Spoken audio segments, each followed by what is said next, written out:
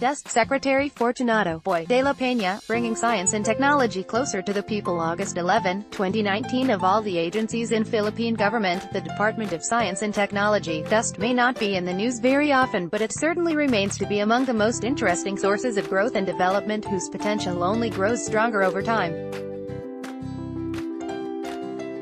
Mandated by Executive Order No. 128 to provide central direction, leadership and coordination of scientific and technological efforts and ensure that the results therefrom are geared and utilized in areas of maximum economic and social benefits for the people. The DoST strives to formulate policies and projects to better the quality of life of Filipinos. Incumbent DoST Secretary Fortunato Boy de la Peña, during his tenure as Technology Application and Promotion Institute (TAPI) Director with the late President Corazon Aquino. Originally established as the National Science Development Board in June 13, 1958 under then-President Carlos P. Garcia, the department was reorganized as the National Science and Technology Authority (NSTA) in March 17, 1981 to broaden its policy-making and program implementing functions.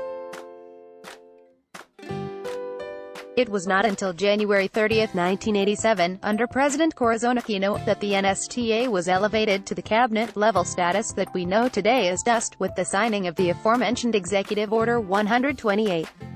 With President Rodrigo Duterte and fellow cabinet members Secretary Ramon Lopez of the Department of Trade and Industry, leftmost, and Secretary Ernesto Peña of the National Economic and Development Authority, second from right, President Duterte visits Davao City, opening of the 2017 National Science and Technology Week celebration, which was organized under the leadership of his top man at DoST, at the launch of the Philippine microsatellite DWATA-2 in Fukunaga, Japan in November 2018. Unbeknown to many, DoST is comprised of more than 18 sub-agencies ranging from collegial and scientific bodies to sectoral planning councils, and research and development institutes to scientific and technological services, among others.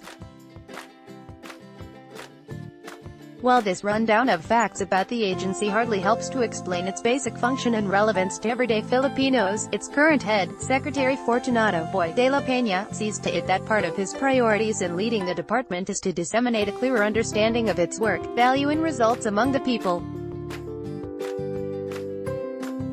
A visit by biotechnology Nobel Prize winner Richard Albert. Because while scientists are usually thought of as individuals in lab coats and detached from society as geniuses working with complex formulas, machines and inventions intended for the future, his personal motto has always been, "Science for the people." And with this, he has gone far and wide in his career through the years, earning this post at the pinnacle of science, research and development in the country, still with the unaltered and simple goal of making a difference in Filipino lives. As de la Peña revealed to the Sunday Times magazine in this exclusive interview at the sidelines of DoST Science Teachers Academy for the Region's STAR project, a government endeavor for quality training for science and math teachers, I am a person who has never lost optimism as far as our country is concerned. So when all my chemical engineering batchmates left to find jobs abroad in 1969, I said to myself, I will stay behind and do the best I can within my field for the country. 50 years later, we still have much to do, but I haven't lost hope that the Filipino can still catch up and contribute to the world's advancements in science and technology. For the good of all. A train ride to mark the turnover of the DoST's Metals Industry Research and Development Center (MIRDC) to the Philippine National Railways (PNR) in June. The MIRDC was developed hybrid electric train, HET, how de la Peña nurtured this formidable determination, and where he hopes to ultimately bring his motto, "Science for the People," as Secretary of the Department of Science and Technology, follows in this interesting and inspiring one-on-one interview with this patriotic man of science. The Sunday Times magazine, looking back at all the years you've spent in various capacities at the Department of Science and Technology and its precursor at the National Science and Technology Authority, what would you cite as your most significant accomplishments? Secretary de la Peña, lahad naman ng accomplishments sa isang organization is really the result of teamwork. But ang pwedeng sabihin na ang contribution mo is kung ikaw ang nag-leading isang project and saw it through. Inspecting the DoST-supported aquaculture research projects near Guimaras. So first, young ibinigay sa akin na trust ni Secretary Seferino Velasco and his subsequent secretaries that time to oversee the technology interventions to increase productivity in small and medium enterprises, SMEs, yan ang pwede kang masabing malaki ang naitulong ko. Ang isang malaking balakid ay napakaharap mangatang ang mga SMEs para pang pahunan kaya ang nasipan naman ay tagayat young small enterprise technology upgrading program, which is really a packaging mga assistance where the major component is enabling the SMEs to procure hardware and software that they need. I was asked to design it in 2002 and implemented it in 2003. The program is still ongoing until now and it's really helping our enterprises. Since then, we have provided assistance worth almost P5 billion for close to 7,000 small companies, and it has created around 170,000 jobs.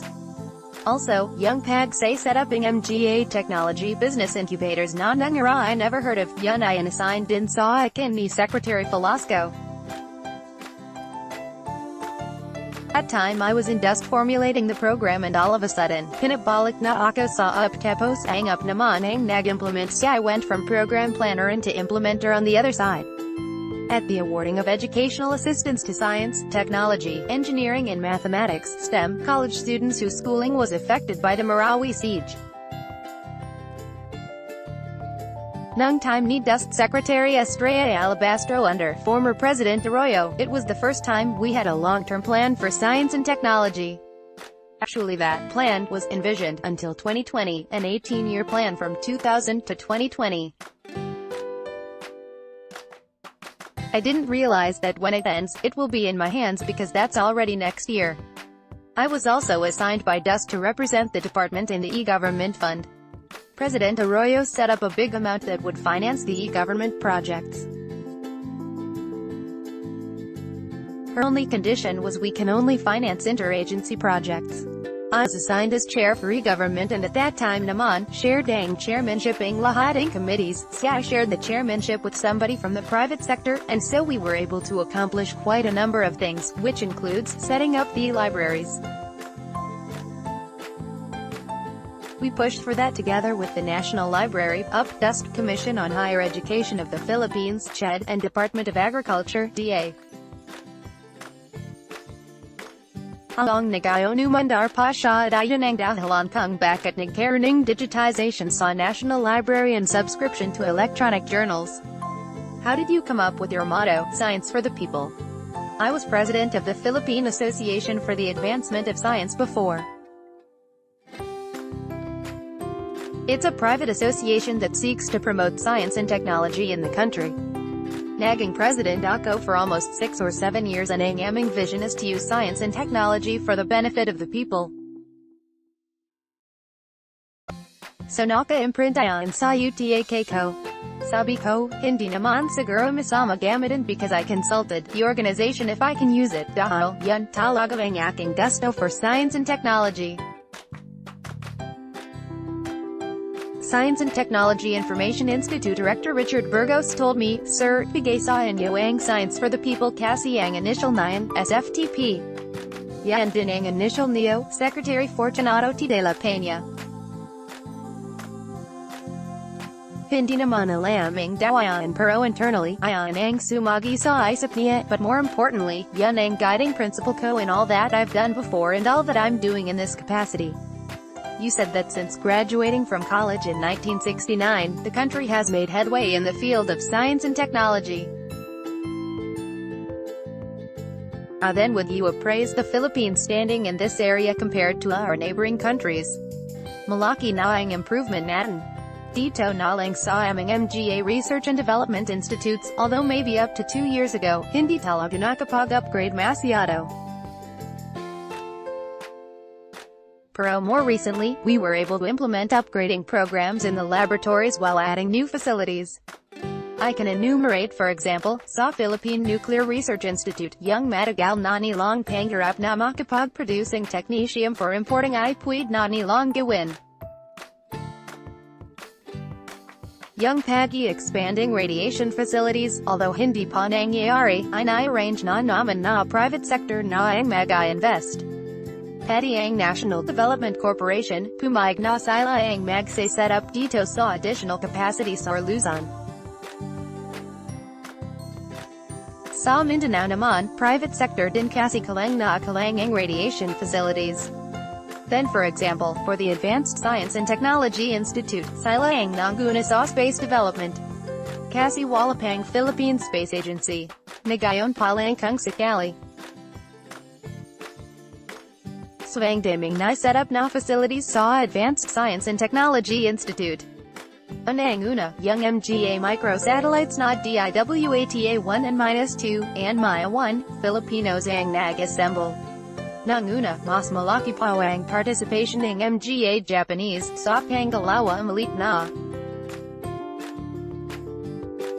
Ngayoni, kanganyo man ang gagawin natin, siguro all Filipino effort na ito. And we are preparing ourselves na dito na ma-assemble, hindi na sa Japan. And then the ground receiving station, GRS, facility like the Philippine Earth Data Resource Observation Center, PEDRO, sa Advanced Science and Technology Institute on Ginawa. Last November 30th, we had a soft launching of the Davao ground receiving station near the airport, and we will have another one in Iloilo. In the area of genomics, there is the Philippine Genome Center. While it has really been a collaboration with DoST and CHED, malaki ang rolling dust sa put up noon. In Makitan, the Industrial Technology Development Institute, at least apat ang bago nilang facilities in addition to the upgrading of the previous ones. They have additional facilities for what they call green packaging for simulation para sa limbawa, yung pagbiyahe ang goods masi-simulate mo na sa laboratory. Sa Food and Nutrition Research Institute, may mga bagong facilities din, but we are preparing for relocating them.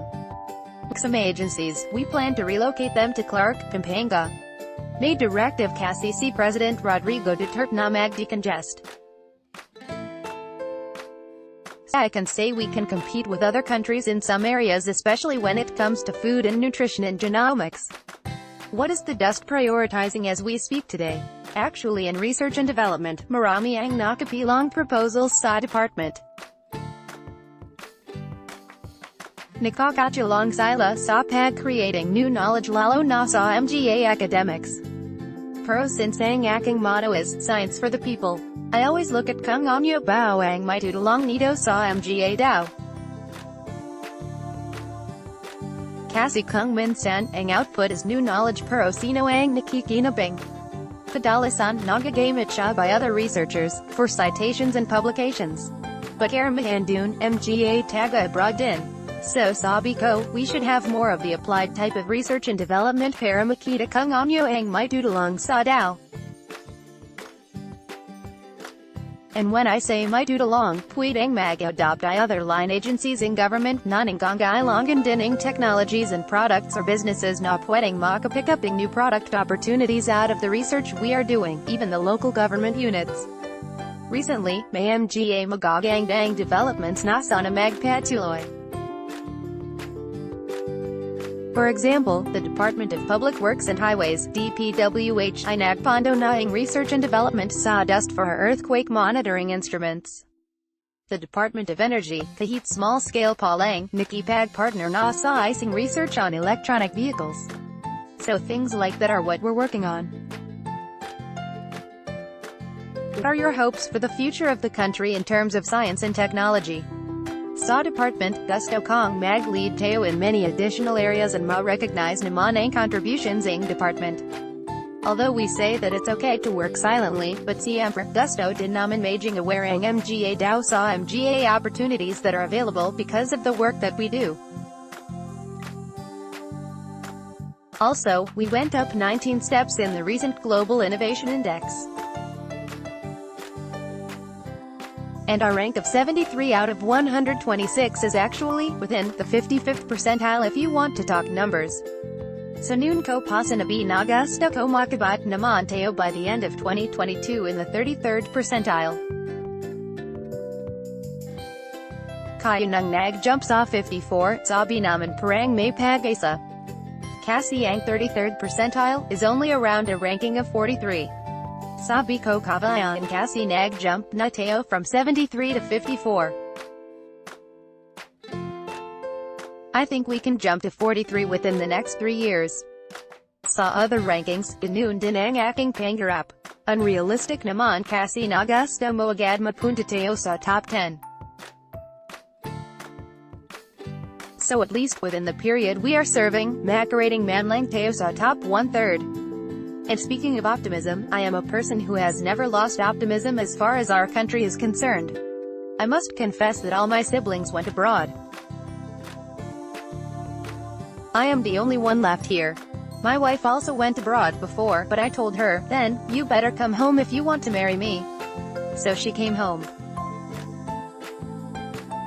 But all her siblings are also working and living abroad. Pero ako, naniniwala ako na there is always hope. Kaya nang nag-alisan ang mga kabatch ko in 1969 pa, sabi ko maiwan ako dito to do the best I can in our field for country. 50 years later, parang malayo pa din tayo but I have not lost hope. Kasi alam mo kung ang thinking ang mga Pilipino ay parating talo tayo agad, paano tayo mananalo? Isa lang ang bansa natin kavamahalan natin ito. Let's block ads. Why?